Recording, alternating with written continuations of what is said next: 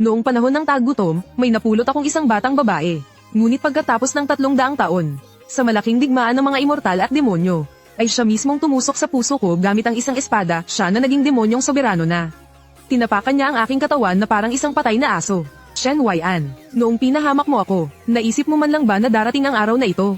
Ngunit ang hindi niya alam, ay kusang loob akong namatay sa kanyang mga kamay. Nakipagkasundo ako sa system. Kailangan ko lang tapusin ang misyon para makabalik sa lampin. Kaya naman 300 taon na ang nakalipas, ninakaw ko ang espadang immortal. Pinagtaksilan ko ang sekta, at narating ko ang antas ng isang immortal na soberano. Samantalang siya'y ikinulong ng sekta sa piitan sa ilalim ng lupa. Isang pamumuhay na masahol pa sa kamatayan. Kung hindi dahil doon, sa taglay kong kapangyarihan, paanong hindi ko maiiwasan ang isang saksak mula sa kanya? Ang taong nakatayo sa aking harapan, ay ang nag-iisang babaeng demonyong soberano sa mundong ito. Si Lak Lam Shuang, ang dati kong nakababatang kapatid sa sekta. Habang nararamdaman ko ang unti-unting pagkawala ng aking buhay, papait na lang akong napangiti. Ang lahat ng ito, sulit nga ba talaga? Hindi siya nagsalita. Sa halip, binunot niya ang Hansin sword mula sa aking katawan. Tumalsik ang dugo sa kanyang mukha. Sinipa niya ako pabagsak sa lupa. Tinitigan niya ako mula sa itaas. Ang kanyang mga mata na dating sinlinaw ng tubig sa batis, ngayon ay sinlamig na ng libo-libong taong yelo. Ngunit sa kaibuturan ng yelong iyon, mayroon pa ring bahagyang panginginig na halos hindi mo mapapansin. Shen Waian, mayroon ka pa bang gustong sabihin? Ibinuka ko ang aking bibig. Puno ito ng dugo. Ang misyon ng system ay ang mamatay sa pamamagitan ng kanyang espada. Hindi ako maaaring magsabi ng anumang bagay na maaaring magdulot sa kanya ng pag-aalinlangan. Kung hindi, mabibigo ang misyon. At hindi ako makakabalik sa lampin. Kaya naman, pinili kong manahimik. Yumuko siya sa aking harapan. Pinisil ng kanyang mahahaba at payat na mga daliri ang aking baba. Hinailan niya ang mukha ko papalapit sa kanya. Pinilit niya akong tumitig ng diretso sa kanyang mga mata. Shen Waian, tatanungin kita sa huling pagkakataon. Halatang halata sa mukha niya ang matinding pagnanais na pumatay. Pero nanginginig ang boses niya. Talaga bang ayaw mong magsalita? Ano ba ang gusto niyang marinig? Siyempre, alam ko. Gusto niyang marinig na humihingi ako ng tawad. Gusto niyang marinig na inaamin kong mali ang pagtataksil ko noon. Gusto niyang marinig mula mismo sa bibig ko, na naging totoo ako noong mga panahong iyon. Na hindi peke ang init ng aming pagsasama. Ang paghila sa kanya mula sa bingit ng kamatayan, ay hindi dahil sa ibang motibo. Tumingin ako sa kanyang mga mata. Isang ngiti na mas masahol pa sa pag-iyak ang sumilay sa aking mga labi. Mahabang katahimikan, matagal siyang naghintay. Sa huli, tuluyang nanlamig ang ekspresyon sa kanyang mukha. Sige, kung ayaw mong magsalita, kung gayon, huwag ka nang magsalita magpakailanman. Tinitigan ko ang sarili kong dugo sa dulo ng espada. Para bang bumalik ang oras. Iyon ay isang panahon ng yelo at nyebe. Nayanig ang mga bundok at ilog. Natuyo ang mga kailugan. Hindi mabilang na mga low-level cultivator at mortal ang namatay sa sobrang lamig. Sa walang katapusang taglamig na iyon, sa gilid ng daan, nagkalat ang mga nagyelong bangkay. Sa harap ng kalamidad na ito, halos walang sino man ang kayang protektahan ang kanilang sarili. Noong panahong iyon, wala pang 3 araw mula nang mapunta ako sa mundong ito. Sinusunod ang gabay ng system. Sa gilid ng daan sa isang nayon, natagpuan ko ang isang kubo na malapit ng gumuho. Sa sandaling itinulak ko ang pinto. Nakita ko siya, isang munting katawan, nakabaluktot at nanginginig sa isang sulok, nababalot ng punit-punit na sako. Masyado siyang maliit, napakaliit niya, kaya kung buhatin sa isang kamay lang. Puno ng mga pasa at sugat dahil sa lamig ang kanyang buong katawan. Napakahina ng kanyang hininga, halos hindi na maramdaman. Nang umupo ako para yakapin siya, kasinggan niya ang isang tuyong dahon. Huwag kang matakot, isasama kita. Hindi tumugon ang bata, ngunit ang kanyang kamay, sa sandaling binuhat ko siya. Agad na kumapit sa laylayan ng aking damit. Mahigpit na mahigpit, para siyang taong nalulunod na kumakapit sa huling dayami para maligtas. Kalaunan, nalaman ko ang tungkol sa kanyang pagkatao. Ang pangalan niya ay Luolin Shuang. Ulila na sa ina mula pa noong isilang. Itinaboy rin siya ng mga taga-nayon. Isang 5 taong gulang na bata. Sa mundong ito na mas malupit pa kaysa sa mundo ng mga cultivator. Araw-araw siyang nakikipag-agawan ng pagkain sa mga asong gala. Natutulog sa banta ng damo sa gilid ng daan. Hindi ko alam kung paano siya nakaligtas hanggang sa araw na dumating ako. Marahil ay nais pa siyang pahirapan ng langit upang mabuhay siya. Pumasok ako sa Zuan Tian Sect bilang isang tagapaglingkod sa Outer Sect. Nagwawalis ng bakuran, nagsisibak ng kahoy, nagbubuhat ng mga mineral na spirit stone. Naghuhugas ng mga pugon ng alchemy, nagpapakain ng mga spirit beast. Lahat ng trabaho ay ginawa ko. 12 oras sa isang araw. Maliban sa pagtulog, puro trabaho lang ang ginagawa. Isang napakaliit at kaawa-awang sahod. Sapat lang para makabili ng kaunting magaspang na pagkain at damit. Ngunit lumaki si Luolin Shuang. Mula 5 taong gulang hanggang 10 taong gulang. Mula 10 taong gulang hanggang 15 taong gulang. Naging isa siyang magandang dalaga. Napakagaling ng kanyang talento, higit na nakahihigit sa akin. Napansin ako ng isang elder. Mula sa isang tagapaglingkod ay naging disipulo ako ng Outer Sect. Pagkaraan ng 10 taon, nakapasok ako sa inner sect. Sumunod siya sa akin papasok sa Zuantian sect. Naging junior martial sister ko siya. Noong mga panahong iyon, iyon ang pinakamagandang panahon sa 300 taon ko sa mundong ito. Ang aking diwa ay biglang hinayla pabalik sa kasalukuyan. Ang espada ng Hansin ay humampas pababa, ngunit sa huling sandali, may napansin akong isang detalye. Nanginginig ang kamay niyang may hawak sa espada. Sa mismong sandaling tumagos ang espada ng Hansin sa aking katawan. Ang kanyang mga mata ay saglit na nawalan ng buhay, ngunit agad itong napalitan ng isang malamig at malupit na tingin.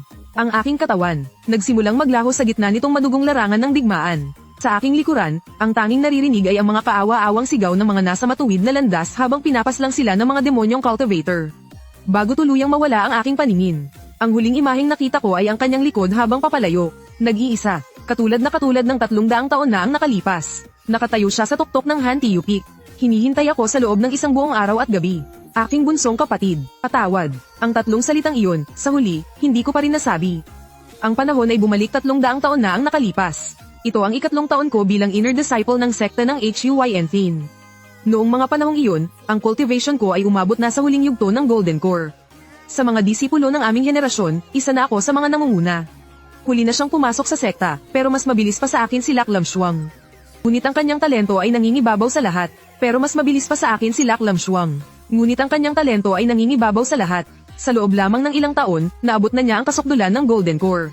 At tila may mga palatandaan na ng pag-akyat sa antas ng Nascent Soul. Lahat sa sekta, mula sa pinakamataas hanggang sa pinakamababa, ay nagsasabing isa siyang henyo na bihira lang makita sa loob ng 100 taon. Sa aking kalooban, ako'y lihim na nagagalak. Bagamat sa panlabas ay pinapanatili ko ang marangal na postura ng isang senior brother. Ngunit sa puso ko'y labis ang aking pagmamalaki. Siya ang batang ako mismo ang nag-alaga at gamabay. Noong mga panahong iyon, si Laklam Shuang ay inatas ang pumunta sa pavilion ng mga kayamanan ng sekta upang gampanan ng tungkulin bilang tagapagbantay. Ito ay isang patunay ng tiwala at pagpapahalaga sa kanya ng sekta. Ding, isang bagong misyon ang ipinagkaloob. Nilalaman ng misyon na nakawin ang pinakamahalagang yaman ng sekta ng Huyn Thin ang Wuchi Immortal Sword. Description ng misyon, makipagsabuatan sa mga puwersa ng kadiliman upang lumikha ng kaguluhan. Samantalahin ang pagkakataon upang nakawin ang banal na espada. Ang espadang ito ay kailangan para sa susunod na yugto ng cultivation ng host. Gantimpala, ang cultivation ay direktang tataas sa tuktok ng Nascent Soul Stage. Kasama ang immortal grade na technique, ang Chaotic Heaven Art. Parusa, kapag tumanggi, habang buhay nang hindi makakabalik sa Blue Star. Anong kalokohan to? Ako ay isang inner disciple ng Zuantian sect. Ako ang senior brother ni Luo Linshuang. Sinasabi mo bang maging traidor ako? System, tinatanggihan ko. Ang pagtanggi ay habang buhay kang ikukulong sa estado ng transmigration. Wala nang posibilidad na makabalik sa Blue Star. Paalala sa host, ang iyong tagapag-alaga sa Blue Star, si Jiang Yixiu. Dahil sa iyong pagkawala, ang kanyang pag-iisip ay naging labis na hindi matatag. Kasalukuyan siyang naglalakbay kung saan-saan upang magdikit ng mga anunsyo para sa nawawalang tao. Nagpakita ito ng isang imahe sa aking isipan. Ang tita ko ay nakatayo sa kalye. Ang kanyang mukhang pagod na pagod ay puno ng mga bakas ng luha. Hawak niya ang isang tumpok ng mga anunsyo para sa nawawalang tao na may larawan ko. Sa gitna ng maangin na nyebe, isa-isa niya itong idinikit. Ang kanyang mga kamay ay namumula na sa sobrang ginaw. Umiiyak siya habang nagdidikit. Sa sandaling iyon, nanigas ang buong katawan ko. Ang tita ko ang kaysa isa kong kamag-anak. Wala pang 10 taon ang agwat ng edad namin. Pero pagkatapos mamatay ng mga magulang ko sa isang aksidente sa sasakyan, siya lang mag-isa ang nagpalaki sa akin. Hindi siya nag-asawa. Wala siyang sariling anak. Ibinuhos niya ang lahat ng kanyang pagsisikap para sa akin. Nagtrabaho siya ng 2 trabaho. Para lang mapag-aral ako, nilaban ang mga damit ko, pinagluto ako ng pagkain. Kapag may sakit ako, buong gabi siyang nagpupuyat sa tabi ng kama para alagaan ako. Hindi ko siya ina, pero ang mga ginawa niya ay higit pa sa isang ina. At heto ako ngayon, napadpad sa pesteng lugar na ito. Ilang dekada nang nawawala, kahit na iba ang takbo ng oras sa Blue Star kumpara rito. Ayon sa sinabi ng system, isang napakatagal na panahon na ang lumipas sa Blue Star. Siguradong inakala na ng tita ko na patay na ako. Tiyak na iniisip niya na, ang kaysa isa niyang kamag-anak ay nawala na sa mundo. Ipinikit ko ang aking mga mata. Kumukulo ang dugo sa aking katawan. Pagkatapos ng napakahabang panahon, iminulat ko ang aking mga mata. Tinanggap ko ang misyon. Hindi ko inasahan na ang 4 na salitang ito ang magtutulak kay Laklam Suong sa kailaliman. Upang matiyak na walang palya ang plano, inihanda ko ang lahat sa pinakamainam na paraan. Ang mga masasamang cultivator ay matagal nang pinagnanasaan ang sagradong yaman ng Huyan Tiantong. Binigyan ko sila ng pagkakakilanlan bilang mga kasabwat sa loob. Masaya nila itong tinanggap. Ang tanging problema ay si Laklam Suong. Isa siya sa mga tagabantay ng Tangbao Pavilion. Kung nandoon siya, dahil sa kanyang lakas at pagiging alisto, imposibleng makapasok ang mga alagad ng kadiliman. Kailangan ko siyang ilayo. Kaya naman, sumulat ako ng isang liham. Nakasaad dito, aking kapatid, nakahanap ang kuya mo ng 1,000 taong halaman ng espiritu ng yelo sa tuktok ng Hanchow. Malaki ang maitutulong nito sa iyong pag-akyat sa antas ng Yuanying. Abala ang kuya mo ngayon, kaya hindi kita mapupuntahan. Mauna ka na sa tuktok ng Hanchow at hintayin mo ako. Tiyak na darating ako bago magdilim. Alam kong pupunta siya, dahil kung may isang tao sa mundong ito, na lubos niyang pinagkakatiwalaan, ako iyon, ang kanyang kuya. Tutal, ako mismo ang bumuhat sa kanya palabas sa lupaing puno ng yelo at niebe. Ako ang nagbigay ng pangalan sa kanya. Ako ang nagturo sa kanyang magbasa at magsulat. Ako ang nagturo sa kanyang magsanay. Ako ang nasa tabi niya sa mga gabing nagigising siya dahil sa masamang panaginip. Nakaupo sa gilid ng kanyang kama, at paulit-ulit na sinasabing, nandito si kuya, huwag kang matakot. Paano siya hindi magtitiwala sa akin? May isa pang pangungusap sa liham. Lam Suong, may sorpresa sa iyo si kuya. Nang araw na iyon, pumunta nga siya sa tuktok ng Hanchow. Suot ang isang mapusyaw na berdeng bestida, na noong unay ibinigay ko sa kanya. Isinusuot niya lang ang damit na iyon kapag siya'y pinakamasaya. Pero naghintay siya sa tuktok ng bundok buong maghapon. Mula pagsikat hanggang sa paglubog ng araw. Naghintay hanggang sa umihip ang malamig na hangin ng niebe. Unti-unting dumilim ang kalangitan. Hindi niya nahintay ang senior brother na kanyang inaasam-asam araw at gabi. Sa halip, ang dumating ay ang mga elder na tagapagpatupad ng batas ng sekta. Dala ang isang balita, si Chen Huayan ay nakipagsabuatan sa mga demonyo. Inakaw ang pinakamahalagang yaman ng sekta ang Gucci Tin Kiem. At nagtaksil, umalis sa Zuan Tian Sect.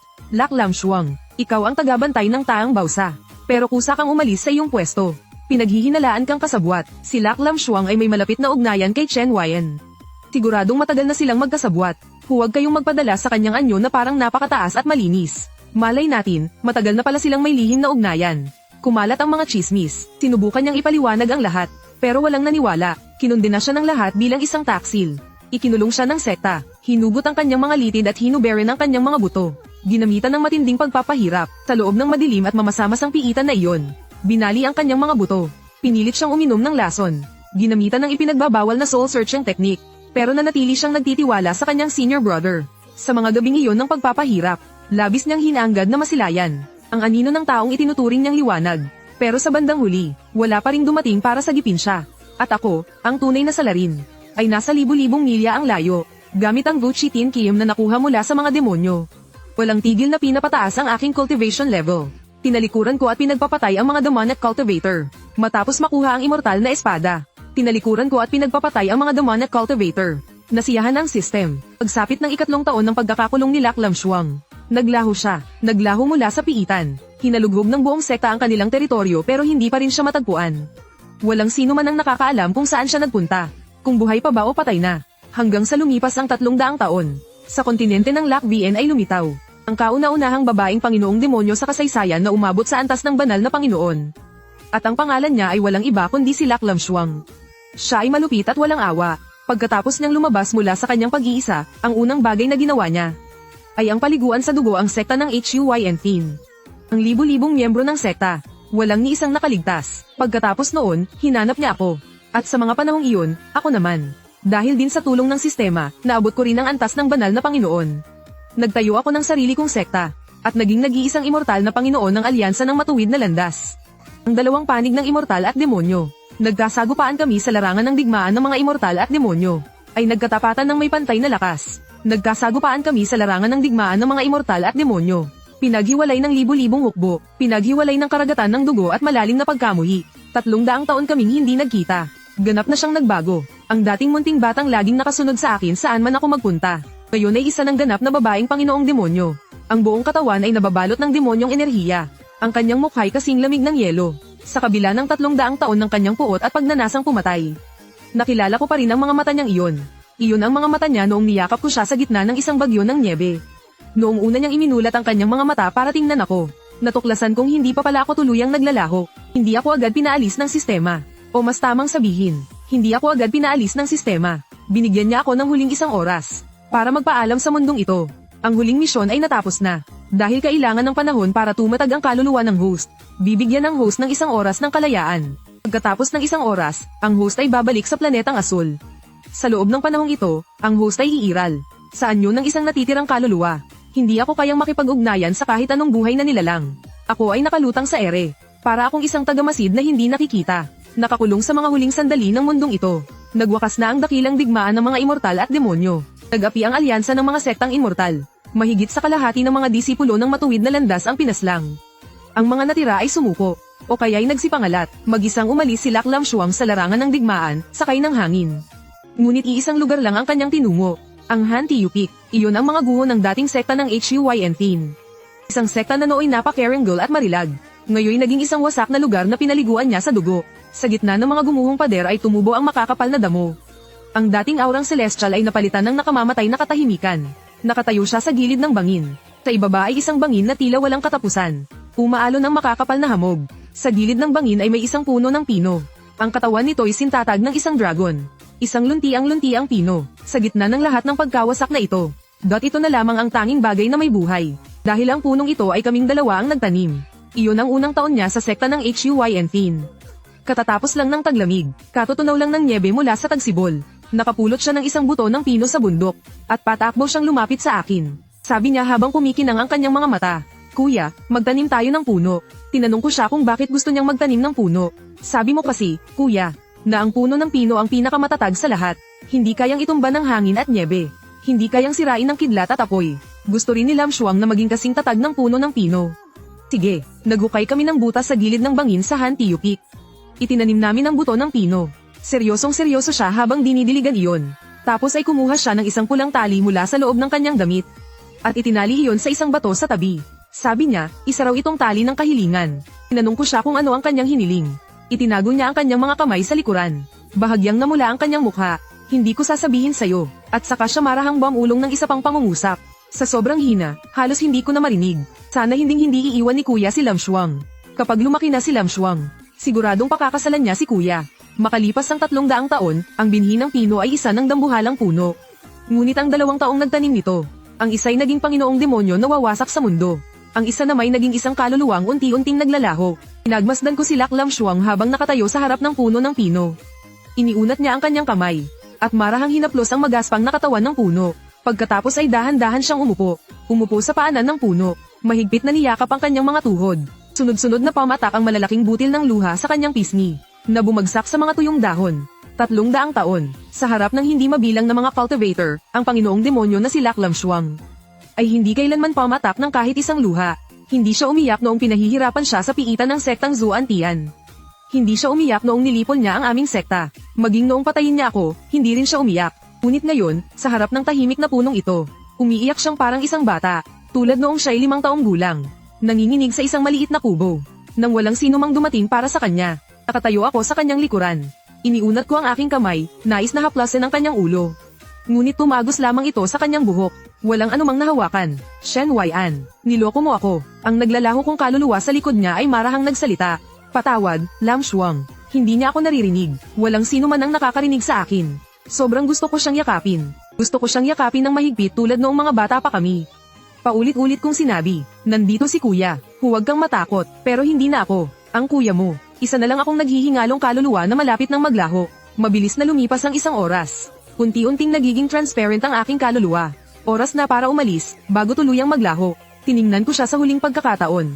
Nandoon pa rin siya, nakaupo. Yakap-yakap ang kanyang mga tuhod. Parang isang maliit na hayop na sugatan.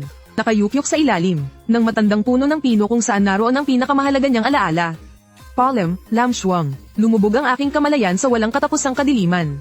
Ngunit ang kwento ni Lam Shuang ay hindi nagtapos sa ilalim ng punong iyon. Sa isang lugar na hindi ko alam. Sa agos ng panahon na hindi ko na makita.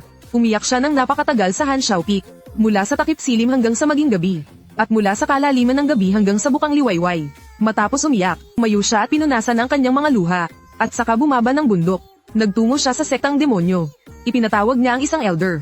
Ang elder na ito ay isa sa mga nagligtas sa kanya noon mula sa piitan ng sektang Huyn Tin.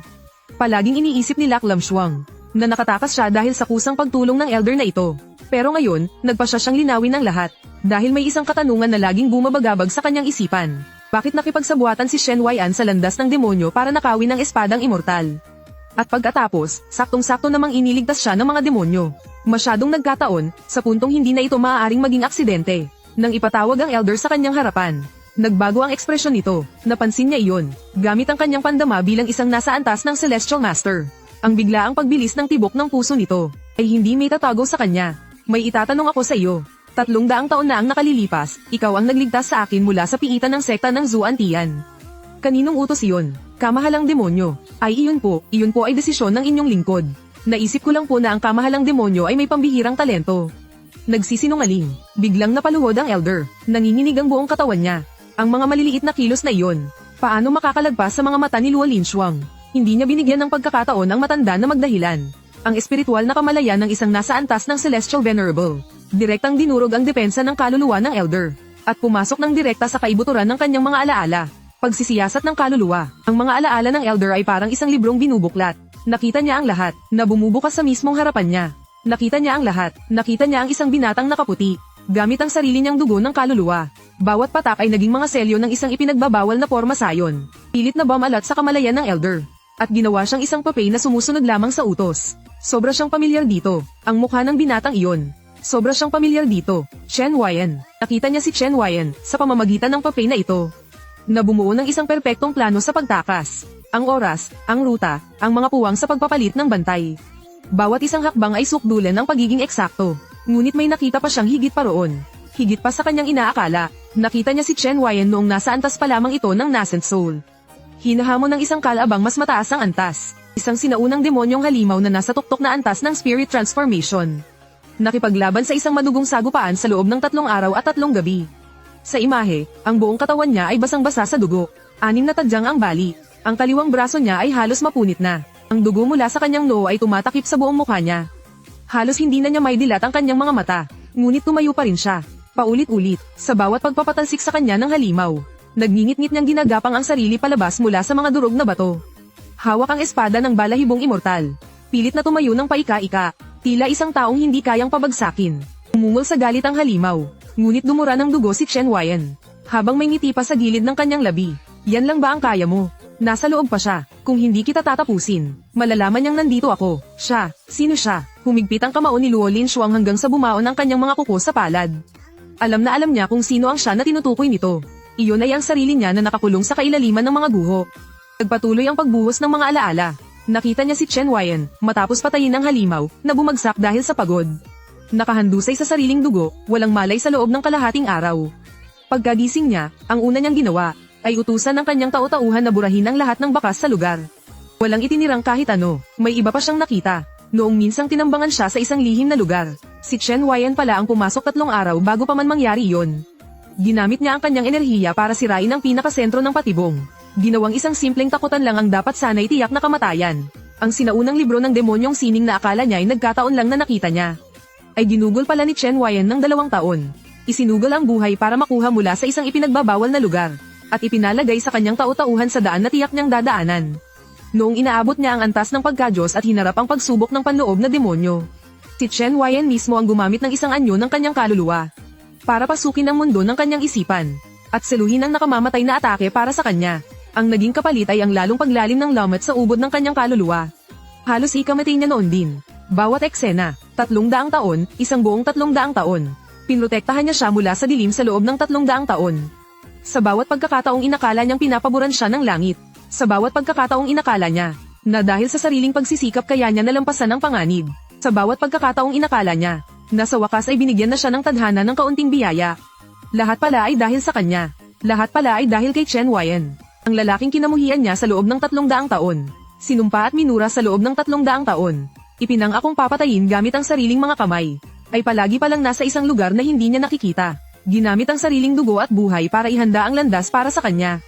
Hinugot ni Lak Lamshuang ang sarili mula sa alaala ng kaluluwa ng elder. Naging malabo ang kanyang paningin. Hindi mapigilan ang pag-agos ng kanyang mga luha. Ngunit hindi pa natatapos ang mga imahe. Ang huling eksena, muli niyang nasaksihan ang huling sagupaan ng mga immortal at demonyo.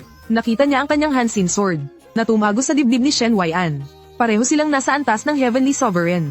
Ang isang saksak na iyon, sa lakas ni Shen Huayan, ay kayang-kaya niyang salagin. Ngunit hindi siya umilag, para bang kusa siyang sumalubong dito.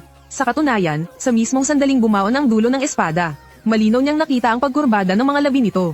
Nakangiti siya, ang ngiting iyon ay hindi mapanukso. Hindi mapait, kundi isang ngiti ng ginhawa.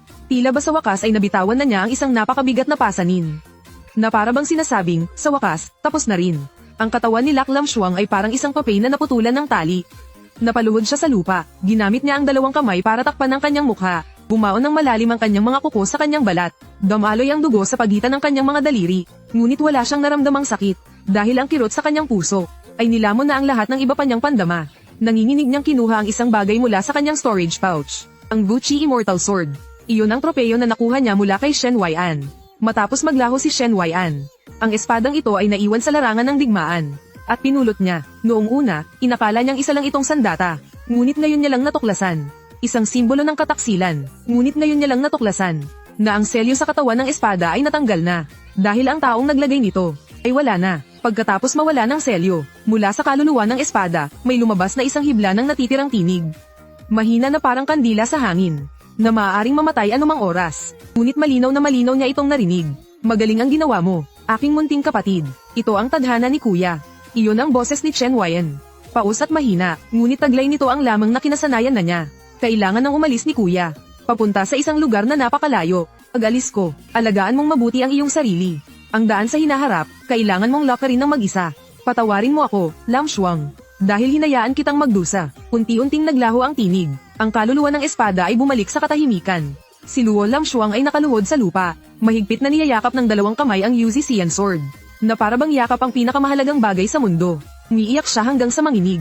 Malakas na yumayanig ang kanyang mga balikat. Mula sa kanyang bibig ay lumalabas ang mga putol-putol na hikbi. 300 taon, ang paumanhin na hinintay niya ng 300 taon, sa wakas ay narinig na rin niya. Ngunit ang taong nagsabi nito ay wala na. Kuya, bakit hindi mo sinabi sa akin kaagad? Hindi kailangan ni Lam Shuang nang paumanhin. Ang kailangan lang ni Lam Shuang ay si Kuya. Pakiusap, bumalik ka na. Ngunit walang sino man ang sumagot sa kanya. Humahaginit ang malamig na hangin sa mapanglo na kalangitan. Ang matandang puno ng pino ay kumakaluskos sa ihip ng hangin, na para bang may ibinubulong para sa isang tao.